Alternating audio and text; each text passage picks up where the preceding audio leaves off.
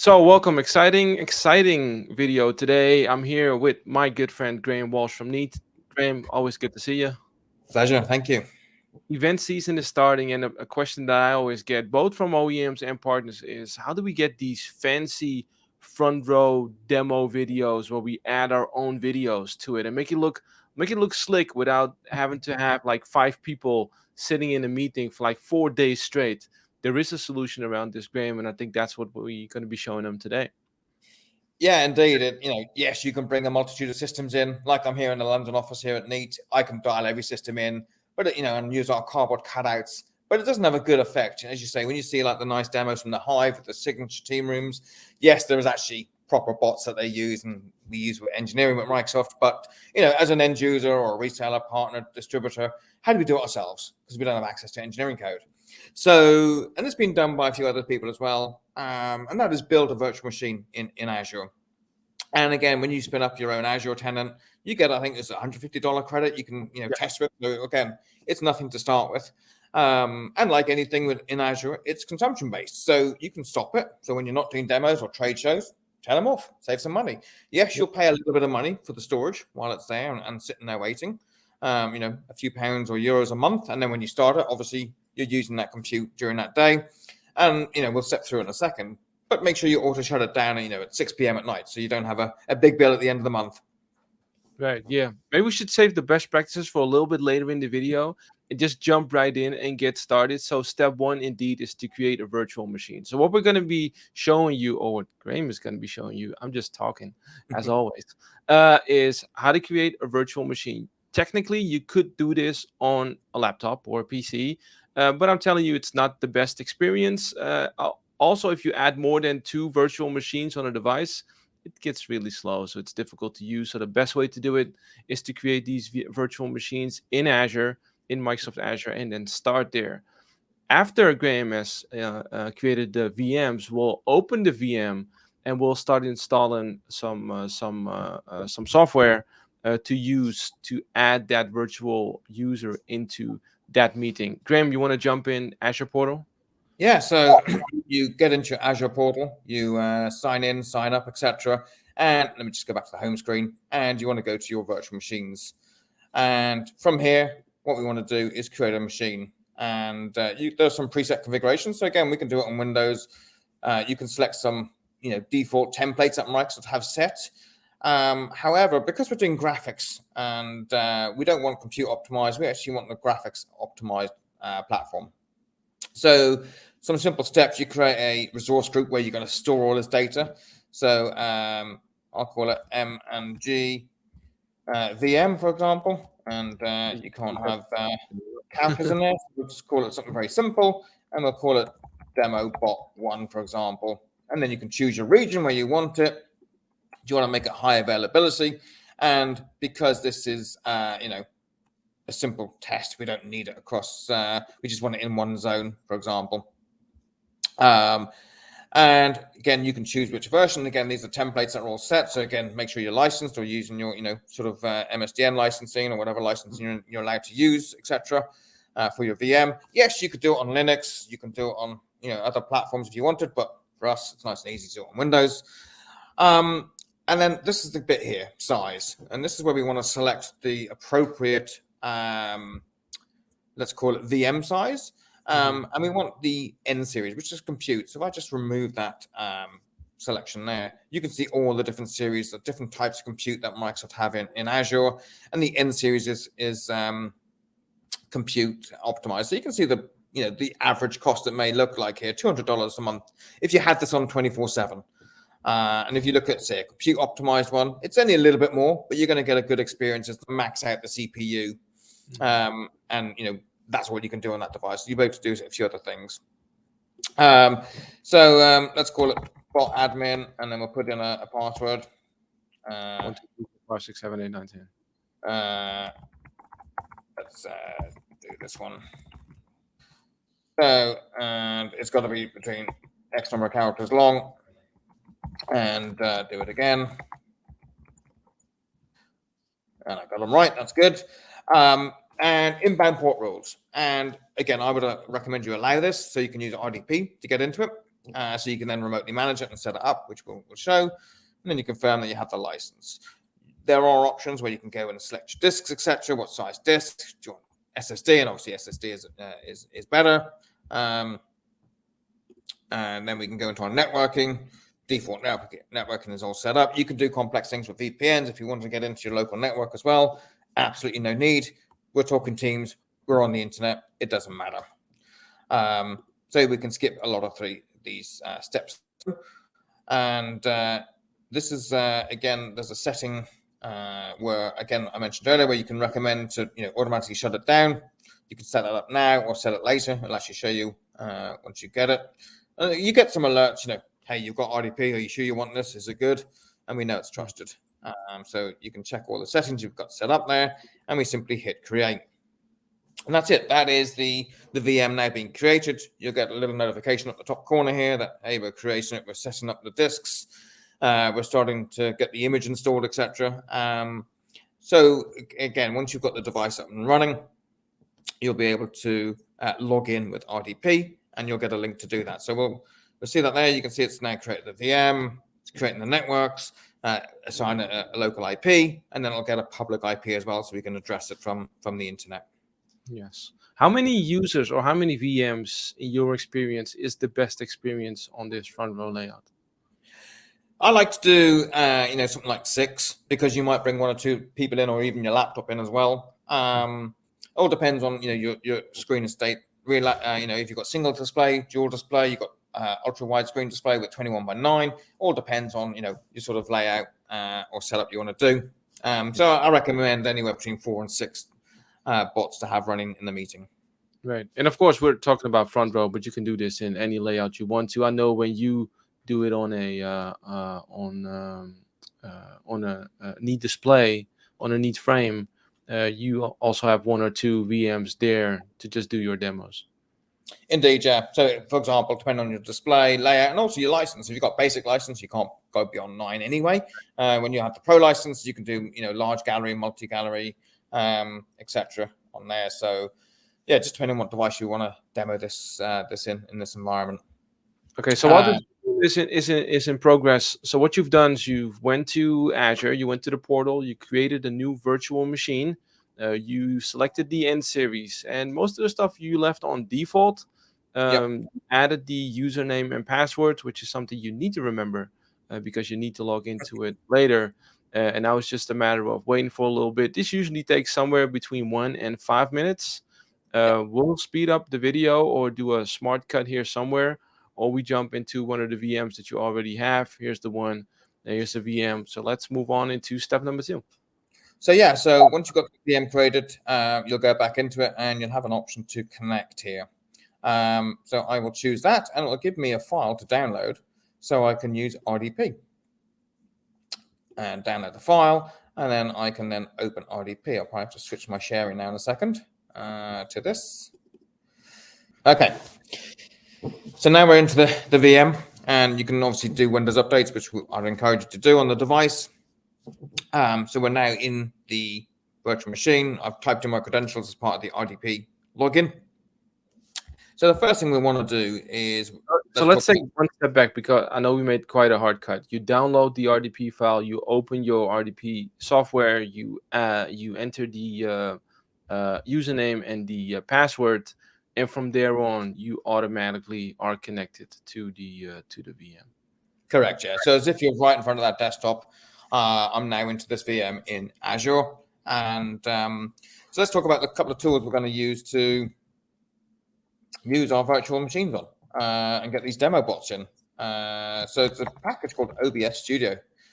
And this has so many features, loads of things to do. So obsproject.com is the official site, and available obviously for Windows, Mac, and Linux. We're obviously going to choose Windows. So you simply download this executable file.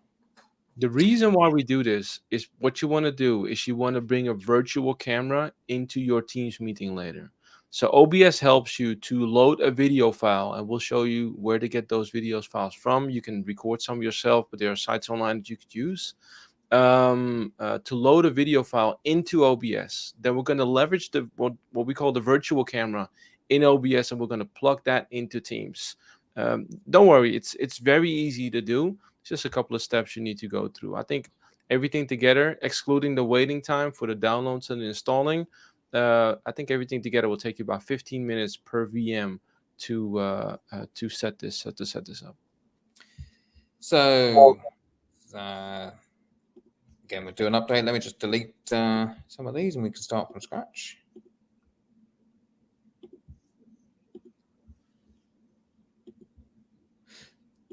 Delete. No, you can't delete Yeah, that. So with the OBS, you get a pop-up saying, how do you want to use this product? Do you want to use it for streaming, recording, or virtual camera? So we selected virtual camera. And then what that allows us to do is then use any, they call it scenes here.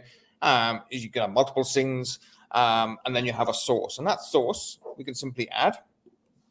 And for here, I want this media source. And as Michel said, we want to be able to get the video. So you can record your colleagues, your co-workers, just pretending to talk in front of a camera. And it can only, it can be a 3-second clip, a 5-second, 10-second clip, because you can put it on loop. So where we go to get some of these, for example, there's some open source, royalty-free sites. So one is called Pexels, for example, and you can search for photos and videos. And we can simply put in talking person, for example. So this is one example of trying how to find a person talking at a camera. There you go, man talking at camera. And then you can see different shots here, and then you can download this video and add that to a folder. And again, you want to find that sort of natural front-on camera sort of shot of a person. So once you found the one you want, you then, what we do in here, we add a media source. And then this media source, so we can call it, you can give it a name if you want, Bob. And then we browse where we downloaded it to in our downloads folder, most likely. And again, you can do different resolutions. So again, remember, when you're doing front row, you don't need it full 1080p because it's going to be captured lower down in resolution. So for example, I can select 360p. And also what I want to be able to do is loop the file. So when it gets to the end of the 5-second clip, it will go back and start again. So you haven't got to do anything. It'll just constantly play that loop. So I select OK on there, and here's my image now. And because there's a lot of background sort of imagery I don't want, I simply just drag and stretch to where I want this in my video window. So again, let's go full screen on this application so I get more control. And then I can place this in the center. So when it comes through on video, that's what I'm seeing, that sort of talking head person. And again, if I went down there, you'd see the camera. So I want to get that out of shot. So you get that talking head in the video window. So that's all there is to it. Again, what you can do, again, to save some resources, I can right click and I can hide the preview. So again, saving a little bit of resources behind the scenes. And you can see down the bottom right corner here, it's showing you how much CPU is being used. So we're using 40% CPU on here now. Mm-hmm. And the final trick is start virtual camera. So next step, you open up the Edge browser and you go to Teams. Now, of course, you need to log in with an account. What account are you using? Well, you could use one of the accounts that you have in your company, but you're also able to open as a partner a demo tenant. So when you go to cdx.transform.com, and we'll have a link somewhere, I never know where to point, up here on how to set up your own demo tenant. Each partner has the possibility to open up their own demo tenant. And then you add the credentials to the user that you want to show up in that meeting as. So now Adele is logged into Teams. As you can see, Teams will start here. You could install the app, but it's a little bit more resource heavy. Of course, you want to switch to the new Teams, which uses 50% less resources, twice as fast. Let's do that. Thanks for doing that. If you haven't done so yet in your own tenant, start doing it today. Again, 2 times faster for regular tasks, taking up 50% less resources, which is great. And everything that was there prior to hitting the switch is going to be here right now as well.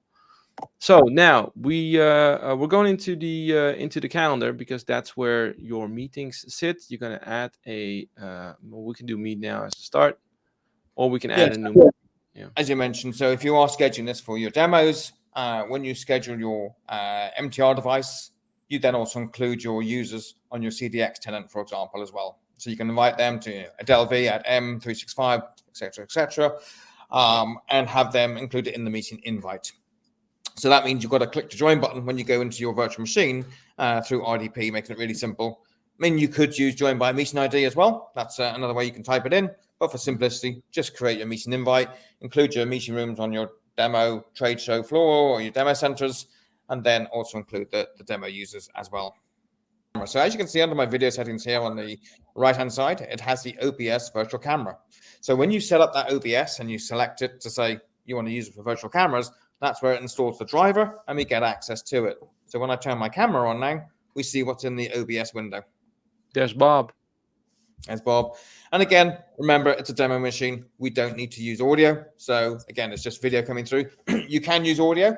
And I'll tell you the reason why. You may want to do some active speaker switching or do some clever things. Maybe we'll do another follow-up on there. But again, you can install a virtual audio driver and then unmute it and have some sound coming from there. But for today, we're just going to do video. And we join now. So basically, this is now in the call being sent through to the far end. And then if we pop open our OBS window, we'll have a look. And you can see, we're running at 50% CPU power now. Whereas if you're using a standard virtual machine, you'd be hitting 80-90%. So it's better to, have a graphics optimized device. And now we've got that demo bot working. We can just close the window and we're done. But you don't need to leave the VM RDP window open. It will stay running now in the call. There are a few other tricks to do. For example, you may want to start OBS when the VM starts up. So you haven't got to go through, double click, start the camera, minimize it. So there are some advanced settings you can do on there as well if you want to do that. But I sometimes like to control things and start it up when I want it.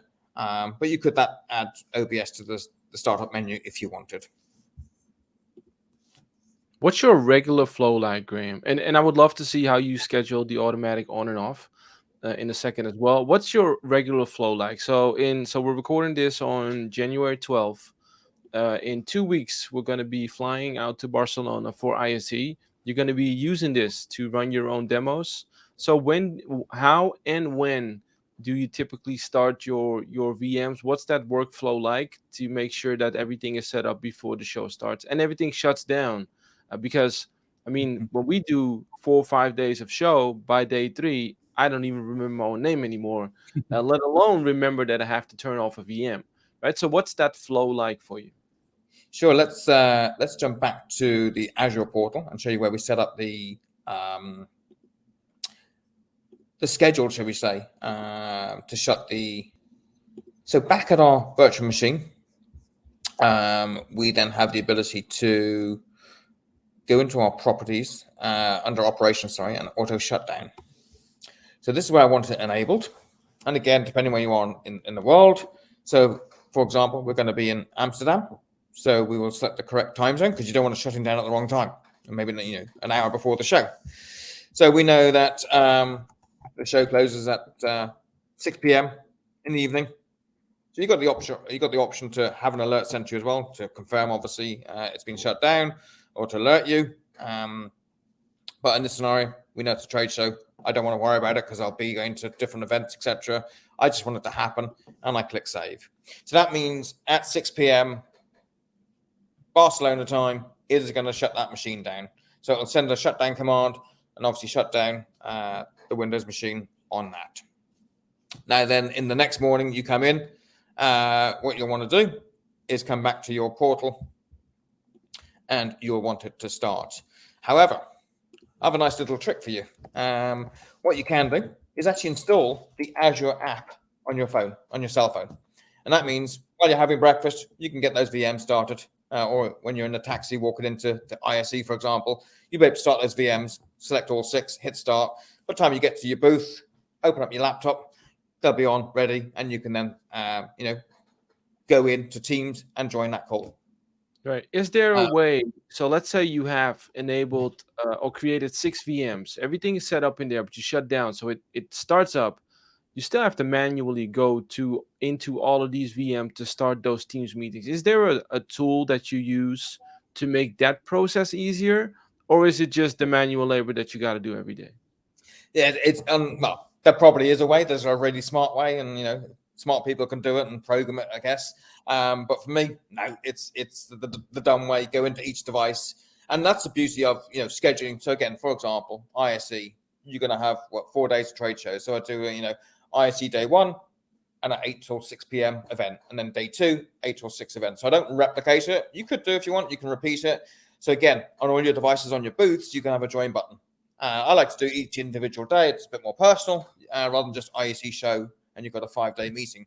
I like to do one on each. Then it clears down any chat history that might have been in any demos and chats. So again, it keeps it consistent and clean for each day. So you have that invite. Again, you schedule it with, on your, for example, on your CDX tenant, you pick a Dell as your, let's call it your main user. Because again, you want all the devices in the same tenant so you don't get caught in lobbies and things like that. So that's, again, if you're doing demos and setups, if you are scheduling calls, and you may want to, allow everyone to bypass the lobby. So there are some things when thinking about doing your demo tenants is, are they cross-tenant? Is that your corporate device? Is this your demo tenant? Just be aware of some of those little issues. You're thinking, where are the bots? They're in the lobby. So Yeah, exactly. Or use the same tenant. Right. Again, in your CDX tenant, you get 5 free pro licenses, or if you do an advanced comms one, I think you get 10. So you'll be able to use your sort of demo licenses there. Yep, and again, go and see that video on how to create your own demo tenant as a Microsoft partner. And then what I do, again, I will open up a Dell. I use multiple tabs in my Edge browser. So again, I have my demo tenant. I open it up in there, and you can do it as the administrator, or I prefer to pick a user. So then when you have the meeting title on, say, your Neat pad, it says, organizer at Dell Advance.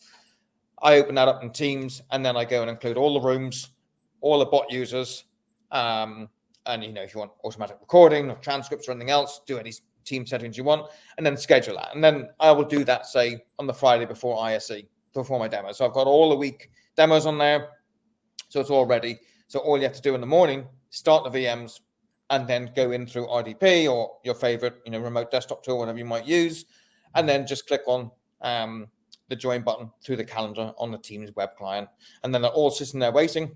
So again, when you have your meeting, so for example, I'll turn my screen around, so you'll have your default screen ready, and when you hit the join button, those users will be in the meeting waiting for you, and then choose your layout, front row, gallery, large gallery, etc., how you want to show it. Good stuff. Thanks, Graham. This was fun. Make sure everybody to like and subscribe. I hate saying that, but it is important to the channel. Make sure you like and subscribe. You hit the button, hit that bell, ding, ding, ding, ding, ding. We hope to see you at many trade shows in this year. Graham, I'm looking forward to seeing you in 2.5 weeks when we're together at ISE. Thanks again. We'll catch you on the next one. Pleasure. Thank you.